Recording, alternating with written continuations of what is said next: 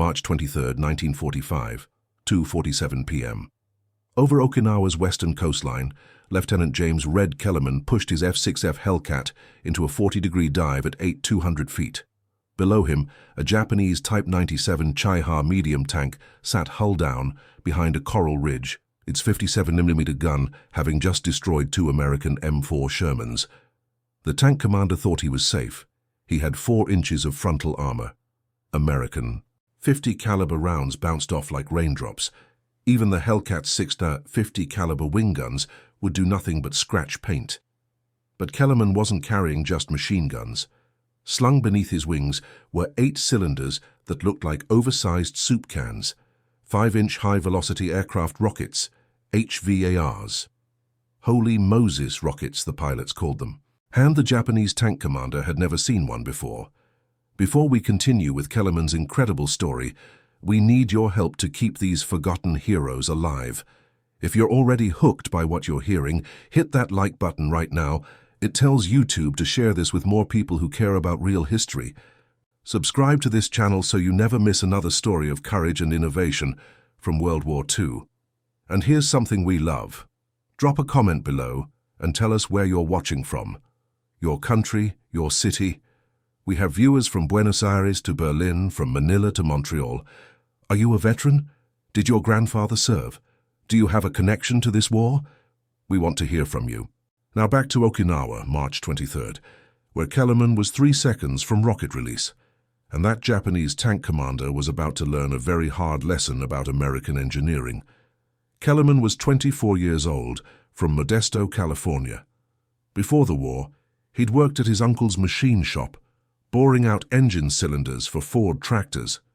He understood tolerances, metallurgy, the relationship between velocity and penetration. His hands knew the feel of precision work. His father had died when he was 12, kicked by a horse, and James had become the man of the house at an age when most boys were still playing stickball. He was short, 5'7", which made fitting into a Hellcat cockpit easier than it was for the tall guys. His squadron mates called him Red because of his hair, which was the color of Georgia clay. He joined the Navy in December 1941, 3 days after Pearl Harbor, washed out of dive bomber training because his depth perception was slightly off, just enough to make him dangerous in a steep dive. They made him a fighter pilot instead. He flew his first combat mission in February 1944 over Truk Lagoon, shot down a Zero, didn't feel good about it. Threw up in his oxygen mask on the way back to the carrier. His squadron commander told him that was normal. It wasn't. Kellerman never got used to killing people. By March 1945, he'd flown 89 combat missions. He'd seen things that would have broken most men. But the thing that haunted him wasn't the aerial combat. It was the ground support missions. Watching Marines die because American planes couldn't kill Japanese tanks. Between February 19th and March 15th, 1945, 47 American Marine ground attack aircraft were shot down trying to destroy Japanese armor on Iwo Jima and Okinawa. 47 planes, 63 pilots and gunners dead, all because they had to get too close. Machine guns couldn't penetrate tank armor. Bombs required precise altitude and release, hard to achieve with 37mm flak bursting around you. The pilots had to dive low, 800 feet or less, to put bombs on target. At that altitude, everything on the ground could kill you. Rifle fire, machine guns, even a lucky pistol shot could punch through aluminum. Danny Morrison was the first one Kellerman lost. Danny Morrison from Tacoma, Washington, 22 years old, engaged to a girl named Patricia, who worked at Boeing. Danny carried her picture in his flight suit, tucked into a waterproof pouch he'd bought at a Navy exchange in Pearl Harbor. Patricia had dark hair and a smile that made you think the world might actually be okay after the war. Danny and Red had plans. They were going to open a flight school together in Washington State, somewhere in the San Juan Islands, Morrison and Kellerman Aviation. They'd shaken hands on it the night before Danny died. March 2nd, 1945. Morrison was making a low-altitude bomb run on a Japanese Type 95 Hago light tank near Naha. He released at 600 feet. The bomb missed by 30 feet. Morrison pulled up into a climbing turn. A Japanese Type 96 25mm anti-aircraft gun opened fire. The first round took off Morrison's left wing at the root. The Hellcat rolled inverted and went straight into the coral. There was no parachute. There was no ejection. There was just a brief orange flash and a column of black smoke that Kellerman could see from 4,000 feet away. Kellerman didn't cry. He flew his Hellcat back to the USS Essex, landed, climbed out, walked to his quarters, sat on his bunk, and stared at the bulkhead for 3 hours. He didn't eat. He didn't sleep. He just thought about the problem. The problem wasn't the pilots. They were brave enough, skilled enough. The problem wasn't the planes. The F-6F Hellcat was a magnificent aircraft, tough, reliable, powerful. The problem wasn't even the bombs. A 500-pound general-purpose bomb could crack any tank in the Japanese arsenal wide open. The problem was delivery. You had to get close. And getting close got you killed. That night, lying in his rack with the carrier's ventilation system humming above him, and the smell of aviation fuel seeping through the bulkheads, Kellerman thought about his uncle's machine shop. He thought about hydraulic presses and the force required to punch through hardened steel. He thought about velocity and mass and the kinetic energy equation he'd learned in high school physics. Force equals 1/2 mass times velocity squared. Speed matters more than weight.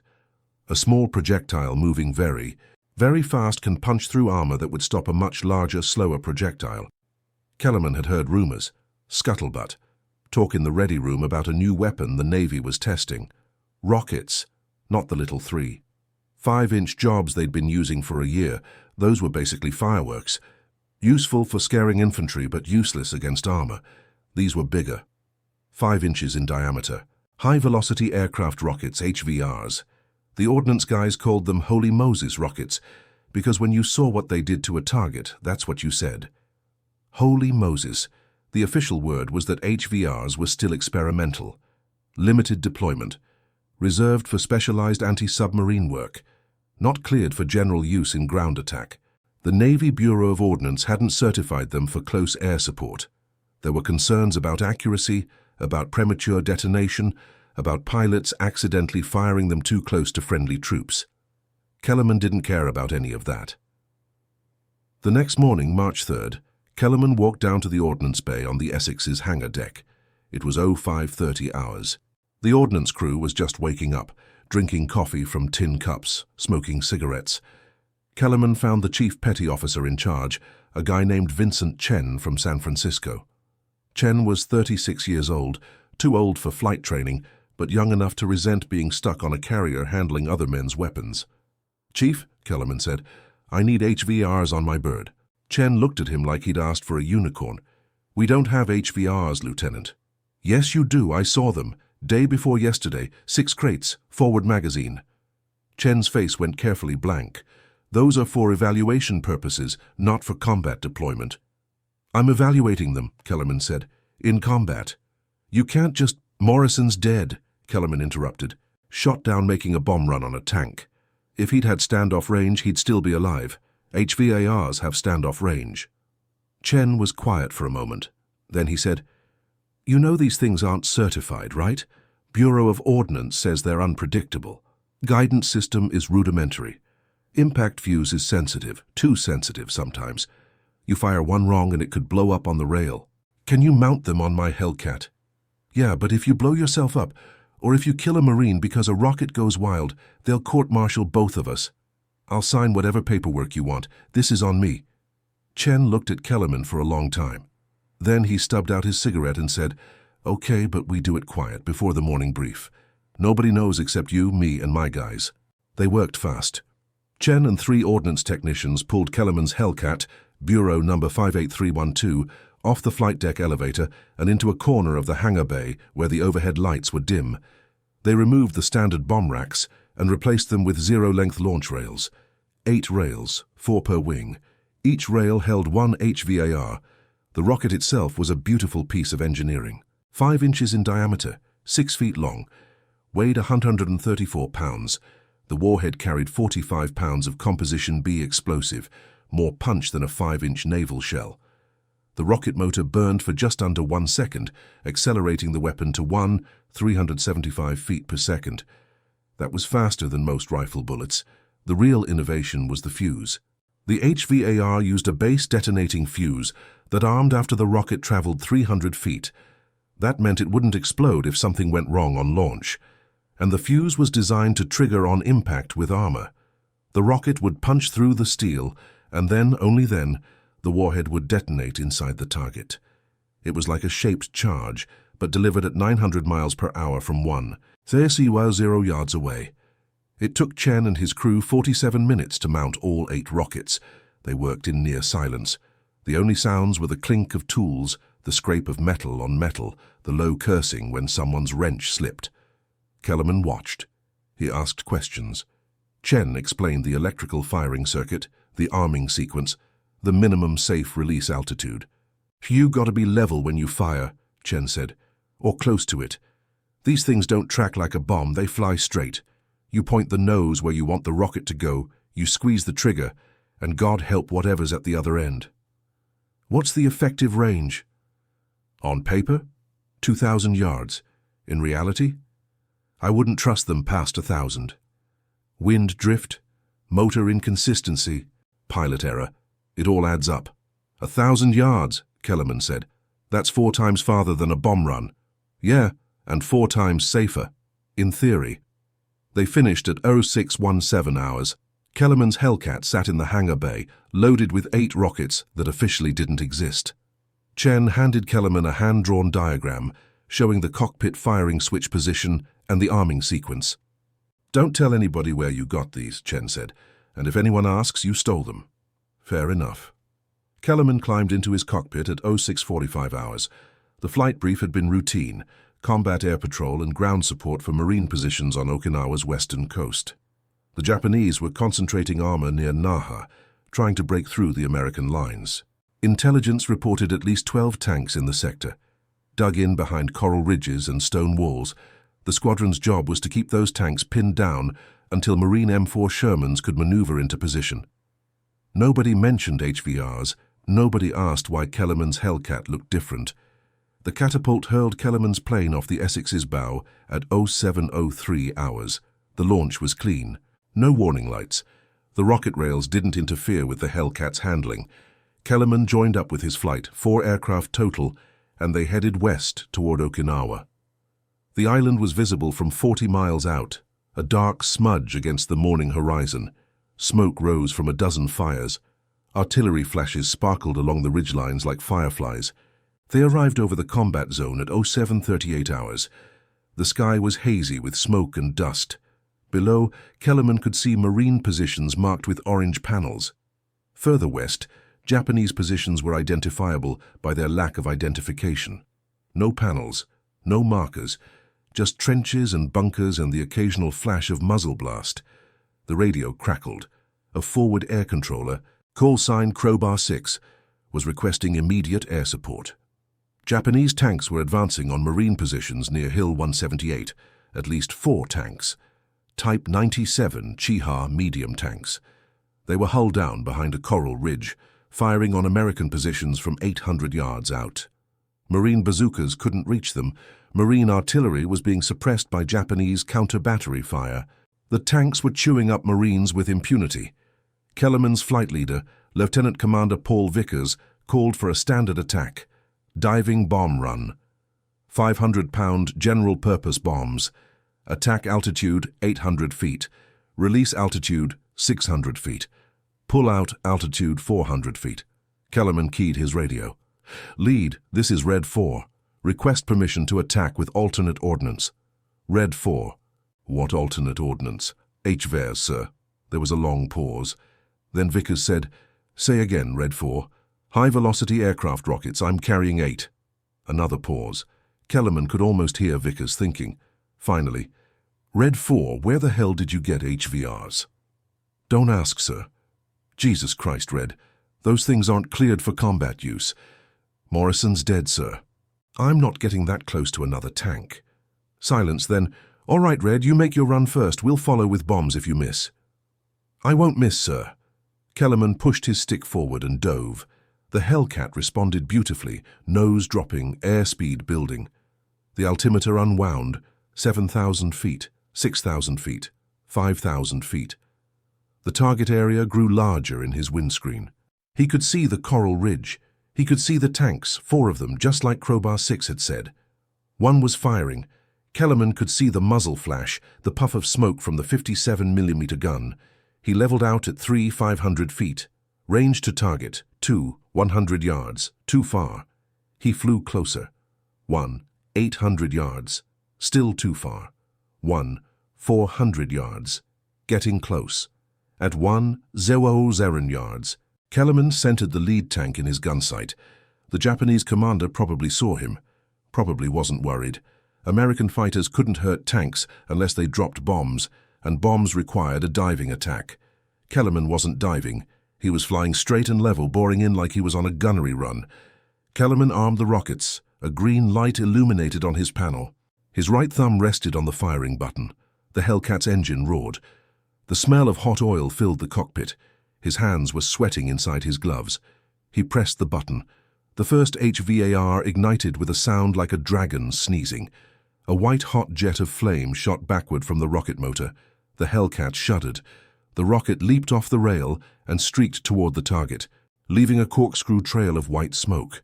1 second, 2 seconds, 3 seconds. The rocket hit the Japanese tank on the front glacis plate, exactly where the armor was thickest. 4 inches of face-hardened steel. The HVAR punched through it like tissue paper. The shaped charge warhead detonated inside the crew compartment. The tank exploded. Not a small explosion, not a fire, an explosion. The turret separated from the hull and flew 30 feet into the air, tumbling end over end before crashing back down. Flames erupted from every hatch and viewport. Secondary explosions rippled through the ammunition storage. The hull split open like a cracked egg. Kellerman stared. Holy Moses! He fired again. Second rocket. Second tank. Same result.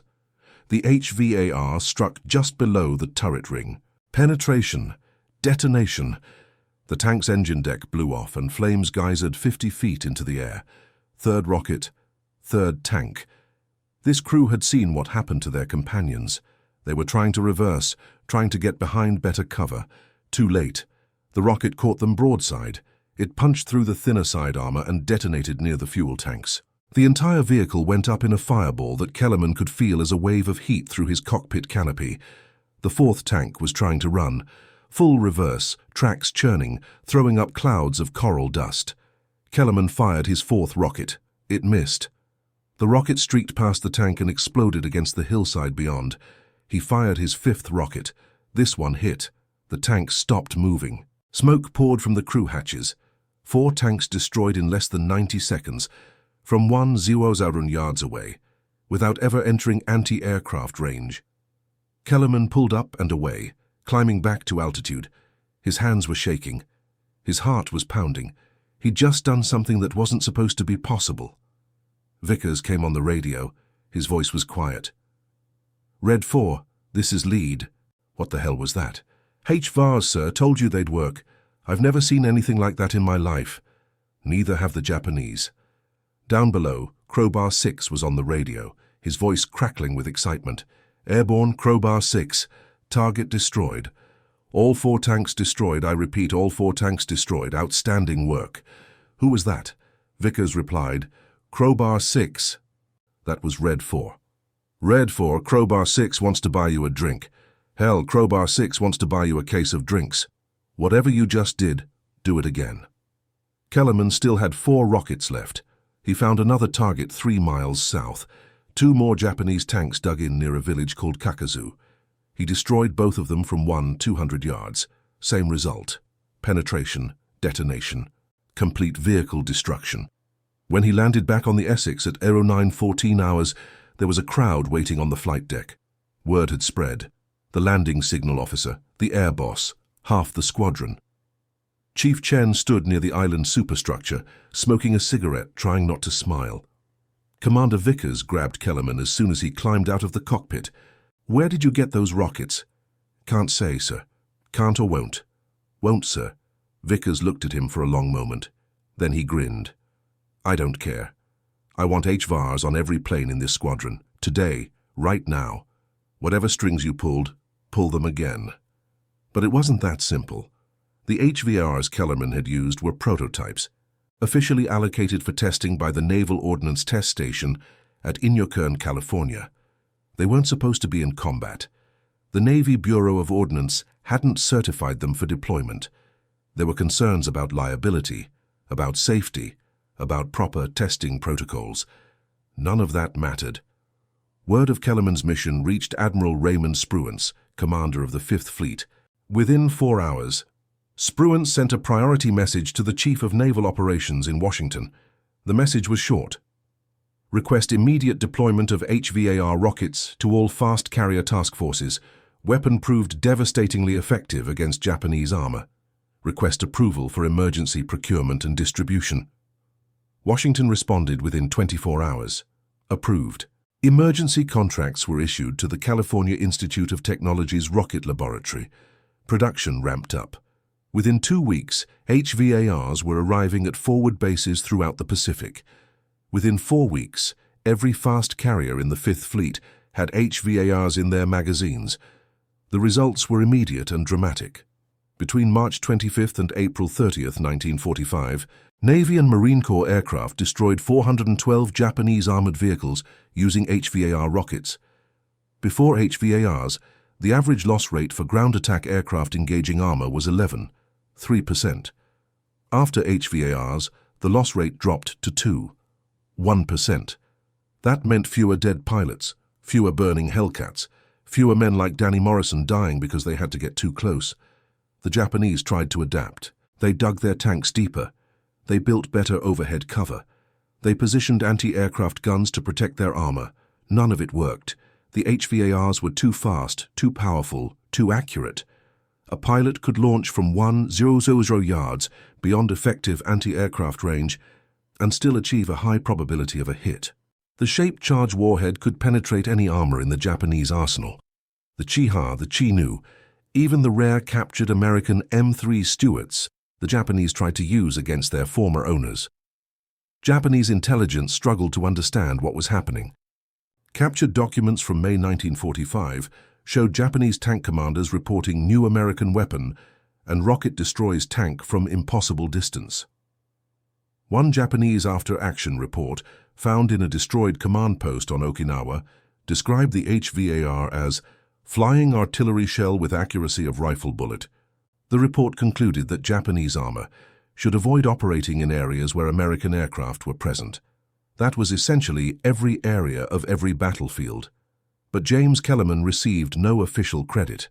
The Navy never acknowledged his role in proving the HVAR's effectiveness. The official narrative said the weapon had been thoroughly tested before deployment and had performed as expected. There was no mention of a young pilot from Modesto who'd violated regulations and risked court-martial to save his fellow aviators. Kellerman didn't care. He'd flown 127 combat missions by the time the war ended in August 1945. He'd destroyed 19 Japanese armored vehicles, 8 fortified positions, and 3 small naval vessels. He'd earned a Distinguished Flying Cross, 2 air medals, and a personal letter of commendation from Admiral Spruance. But the thing he was proudest of was a conversation he had in June 1945 with a Marine forward air controller who said, "You're the guy who figured out how to kill tanks from far away, right? You saved a lot of lives, sir. A lot of my Marines are alive because they didn't have to watch aircraft get shot down trying to help us." After the war, Kellerman went home to Modesto. He didn't open a flight school. He went back to his uncle's machine shop. He married a girl named Helen who'd worked at the Navy recruiting office in Fresno. They had 3 children. Kellerman worked as a machinist for 38 years. He retired in 1983. He died in 1994 at the age of 73 of a heart attack while gardening in his backyard. His obituary in the Modesto Bee mentioned his Navy service, but said nothing about HVARs, nothing about tanks, nothing about the 412 Japanese armored vehicles destroyed by a weapon he'd helped prove in combat. The obituary said he was a devoted family man and skilled machinist who served his country with distinction. There's a small exhibit at the National Museum of Naval Aviation in Pensacola, Florida. It includes a cutaway HVAR mounted on a section of F-6F Hellcat wing. The placard says the rocket was introduced in 1945 and proved highly effective against armored targets. There's no mention of James Kellerman, but Chief Vincent Chen, who mounted those first 8 rockets on Kellerman's Hellcat, survived the war. He stayed in the Navy for 30 years, retiring as a Master Chief Petty Officer in 1971. Before he died in 2003, he gave an interview to a naval historian. He said, "Red Kellerman saved more lives than any pilot I ever met. He broke the rules. He could have been court-martialed. But he was right, those rockets worked, and because he had the guts to prove it, a lot of good men came home who wouldn't have otherwise."